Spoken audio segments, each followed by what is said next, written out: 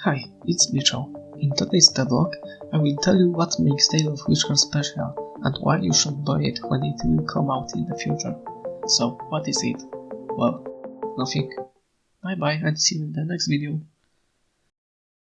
But seriously, new games appear on Steam every day. Most of them are indie games, just like ToWH. You can scroll through thousands of games on Steam store page every day. A lot of them are very good games, but the sad truth is that they perish unnoticed among crabs. It's hard to stand out. If the cover is not interesting, then skip. If price is too high, skip. Bad or new reviews, skip. Bad graphics, then skip. Even if you will create amazing game, it can die unnoticed by anyone. But is there any hope for our games to be noticed? Yes, there is. So, let's start with the price. High price suggests high quality. A $10 game will probably be better than $1 game. It's not always true, but you can get the point. That also separates free games from paid ones. I don't want to say free games are bad or something, but if you want to sell something, that should be good. My game shouldn't be priced too high. It's indie game after all, not AAA. So, what's optimal price for indie game? I don't want to promise anything, and it's not my final decision of course, but ToWH will cost around $5 to $10. Why that much?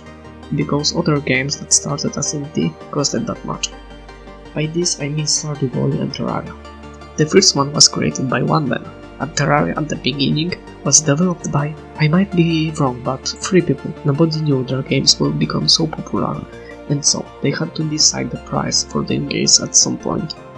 Average price of Terraria, Stardew Valley, Hyper Light Drifter, Titan Souls, Ipta, Resolution, and other, let's say indie games varies between $5 to $10. And so, if Witcher will turn out to be a good game, considerable low price will be something good.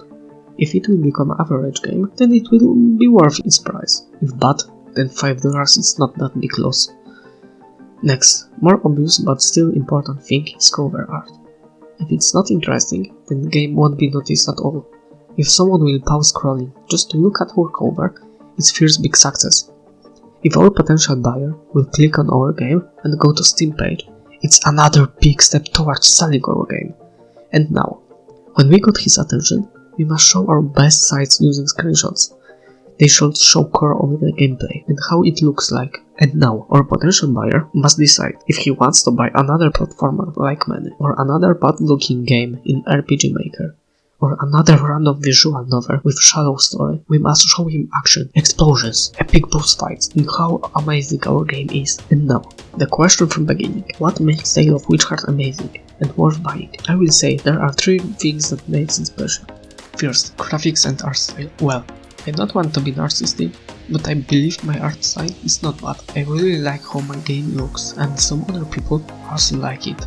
So I know it's not bad. All maps are hand-drawn, and I believe that makes them special in some way. Player sprite has 600 frames of animations.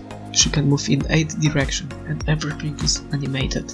Second, genre. Many popular games now are roguelikes or RPG. ToWH is none of them. Is that bad? No, I have just different vision for my game. ToWH is top-down action boss rush game with open world. I take inspiration from Hyper Light Drifter, Dark Souls and Titan Souls, but I want to create a game that will combine best features of these games, but still feel fresh and new. I want to create a game that will be unique in some way, a game that will not be a copy of another title, but something different. I want to create a game in my way. And last thing that will make ToWH special, gameplay. And now it's pure technical aspect. I want to create a fun game. I want to create a nice feeling of combat. I want to add thrill of discovering new areas and secrets hidden inside. I want to write an engaging story and create NPCs that player can like. I want to design boss fights that will be challenging but rewarding. I want to create interesting world with its history that can be discovered. And finally, I want to create a game that will be my small reason to be proud. There is still a long way ahead of me, but I will follow and see at the end what will come out of it. See ya.